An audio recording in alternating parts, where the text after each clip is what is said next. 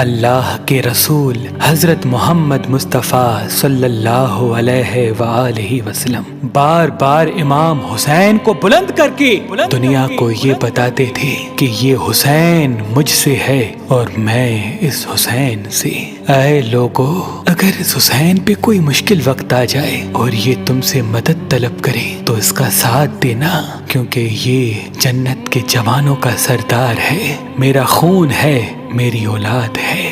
لیکن افسوس، ابھی رسول اللہ کی رحلت کو تھوڑا وقت ہی گزرا تھا کہ کربلا کے میدان میں ایک طرف 9 لاکھ کا مجمع تھا تو دوسری طرف وہ حسین جس کو اللہ کے رسول اپنے کندھوں پہ سوار کرتے تھے۔ امام حسین علیہ السلام اپنے نانا کی امت سے بار بار کہتے رہے کہ کیوں میرا رستہ روکا ہے؟ اے لوگو، پہچانو، میں تمہارے نبی کا نواسا ہوں۔ کیوں 3 دن سے میرے بچوں کو پیاسا رکھا ہے؟ کیوں میرے عزیز و اقارب کو شہید کیا ہے؟ بتاؤ، کیا میں نے رسول اللہ کی شریعت میں ترامیم کی ہے؟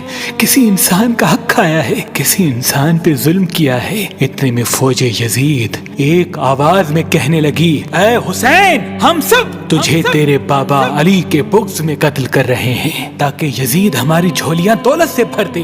امام حسین نے فرمایا، اے لوگو، آج جس اسلام کا علم تمہارے ہاتھوں میں بلند ہے، یہ علم میرے بابا علی نے بلند کیا۔ مت بھولنا، خیبر و خندق میں اگر علی نہ ہوتے تو اسلام کی فتح ناممکن تھی۔ وہ علی جس نے پوری زندگی اسلام کی تبلیغ کی، حق کو بلند کیا، رسول اللہ کی حفاظت کی، آج اس علی کو یہ اجر دے رہے ہو۔ اے لوگو، بتاؤ، اللہ کے رسول نے بار بار میرے بابا علی کا ہاتھ بلند کر کے فرمایا تھا کہ جہاں حق ہوگا وہاں علی ہوگا، جہاں علی ہوگا وہاں حق ہوگا، اور آج اس علی اور اولاد رسول کو یہ اجر دے رہے ہو۔ اتنے میں یزید کی فوج کے سپہ سالاروں نے دیکھا کہ کہیں فوج میں بغاوت نہ ہو جائے۔ اے شمر، کیا دیکھ رہے ہو؟ حملہ کرو۔ بس لاکھوں کی فوج نے جب رسول اللہ کے نواسے پہ حملہ کیا، امام حسین علیہ السلام نے اللہ کا نام لیا اور ذوالفقار کو نیام سے نکالا۔ تاریخ گواہ ہے، ایک طرف لاکھوں کا مجمع اور ایک طرف 3 دن کا بھوکا پیاسا حسین ابن علی۔ زمین پہ اس طرح کی جنگ پہلے کبھی نہیں دیکھی تھی کہ ایک تنہا انسان لاکھوں کے مجمع کو اس طرح سے فنار کر رہا ہے کہ فوج اشکیا واپس پلٹ کے بھاگنے لگی۔ امام حسین فوج یزید سے مخاطب ہو کے فرماتے ہیں، آؤ، 3 دن کے بھوکے کی جنگ دیکھو، 3 دن کے پیاسے کی جنگ دیکھو، رسول کے اس نواسے کی جنگ دیکھو، اس کی جنگ دیکھو جس کا جوان بھائی مارا گیا، جس کے جوان بیٹے کو نظروں کے سامنے قتل کیا گیا، جس نے اپنے ہی ہاتھوں سے اپنے بچے کی قبر بنائی۔ امام حسین شیر کی طرح فوج یزید سے لڑ رہے ہیں۔ اتنے میں آواز غائب آتی ہے، حسین، تیرا اللہ تجھ سے راضی ہوا۔ بس اس صدا کا سننا تھا، امام حسین علیہ السلام نے اپنی ذوالفقار کو تھام لیا۔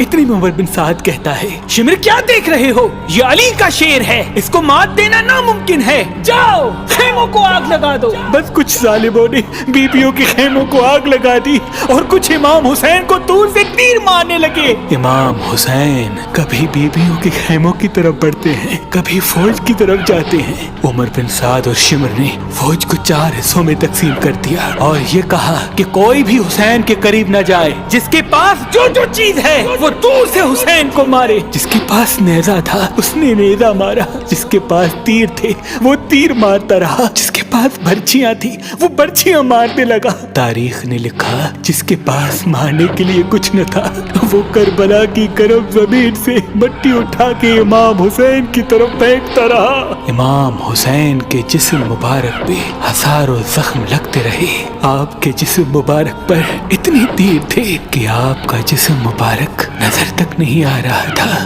بس جیسے ہی نواسا رسول گھوڑے کی زین سے زمین پہ آتے ہیں، فوج یزید جھومنا شروع کر دیتی ہے، لیکن اتنے میں وہ گھوڑا جس پہ آپ سواری کیا کرتے تھے وہ امام حسین کے چاروں طرف گھومنا شروع کر دیتا ہے تاکہ ان تیروں سے میں اپنے آقا حسین کو بچا لوں۔ وہ گھوڑا دوڑ ہی رہا تھا، اتنے میں عمر بن سعد نے کہا اے لوگو رکو، میں نے اپنی آنکھوں سے دیکھا تھا اس گھوڑے پہ اللہ کے رسول سواری کرتے تھے، کہیں تیر اس گھوڑے کو نہ لگے، اور یوں تیروں کو چلانا بند کیا گیا۔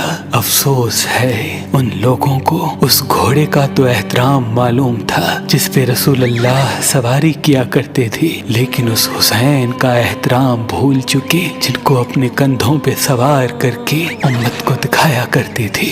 بس امام حسین علیہ السلام زمین کربلا پہ اپنا سر رکھ کے اللہ کا شکر کر رہے ہیں، اور وہاں فوج یزید کے مختلف سپاہی امام حسین کا سر کاٹنے کے لیے قریب آتے ہیں۔ جو بھی قریب آ کے امام حسین کے سر کو دیکھے تو اسے امام حسین کے چہرے میں رسول اللہ کا چہرہ نظر آئے اور وہ چیخ کے دور چلا جائے۔ اتنے میں شمر کہنے لگا یہ کام مجھ سے ہی ہونا ہے۔ جیسے ہی شمر نے خنجر امام حسین کے گلے پہ رکھا تو وہ دیکھے امام حسین کے لب ہل رہے ہیں۔ اس نے سوچا ہم نے حسین کا پورا خاندان قتل کر دیا، 3 دن تک حسین کے بچوں کو پیاسا رکھا، شاید حسین ہمیں بد دعا دے رہے ہوں گے۔ سننے کے لیے کان قریب کرے تو کیا سنے، امام حسین علیہ السلام اللہ کی دربار میں اللہ کی نعمتوں کا شکر کر رہے ہیں کہ اے اللہ تیرا شکر ہے کہ اس عظیم امتحان کے لیے تو نے اس حسین کو چنا۔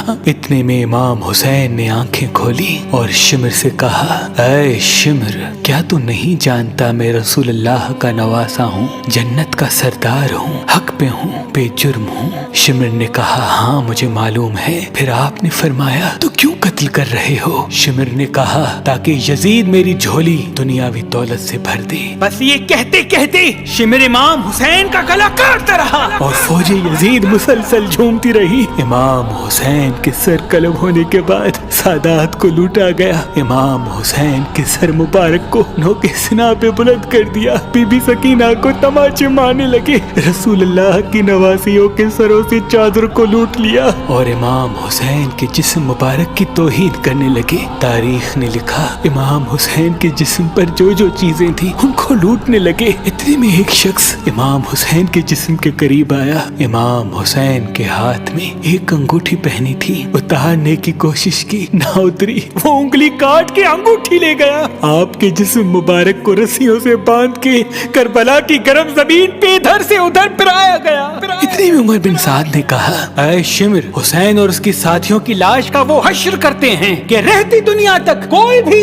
یزید کے خلاف آواز نہ اٹھائے، سب کے جسم سے سروں کو کاٹ لو اور سب کی لاشوں کو پامال کر دو۔ زمین کربلا گواہ ہے، کہیں سے کوئی قبیلہ اٹھ کے آتا ہے اور کہتا ہے کہ ہم حر کی لاش کو پامال ہونے نہیں دیں گے، کہیں بی بی ام لیلا کا قبیلہ آ کے کہتا ہے کہ ہم علی اکبر کا لاشا پامال ہونے نہیں دیں گے، کہیں بی بی رباب کے قبائل کے لوگ کہتے ہیں ہم علی اصغر کا لاش پامال ہونے نہیں دیں گے۔ ایک ایک شہید کی لاش پامال ہونے والی جگہ سے ہٹائی گئی۔ تاریخ گواہ ہے صرف رسول اللہ کا اکیلا نواسا کربلا کی گرم زمین پہ پڑا رہا اور مغرب کے گھوڑے مشرق کی طرف، مشرق کے گھوڑے مغرب کی طرف دوڑتے رہے۔ امام حسین کا جسم پامال ہوتا رہا۔ امام جعفر صادق علیہ السلام فرماتے ہیں میرا سلام ہو میرے اس غریب دادا پر جس کی لاش کو اس طرح سے پامال کیا گیا کہ ان کی دائیں پسلیاں بائیں پسلیوں کی طرف چلی گئی اور بائیں پسلیاں دائیں پسلیوں کی طرف چلی گئی، جن کا سینہ اور پشت ایک ساتھ ہو گیا۔ سلام ہو میرے اس بے وطن دادا حسین پر جن کے جسم مبارک کے ٹکڑوں کو زمین کربلا پہ بکھیرا گیا۔ سلام ہو، سلام ہو، سلام ہو۔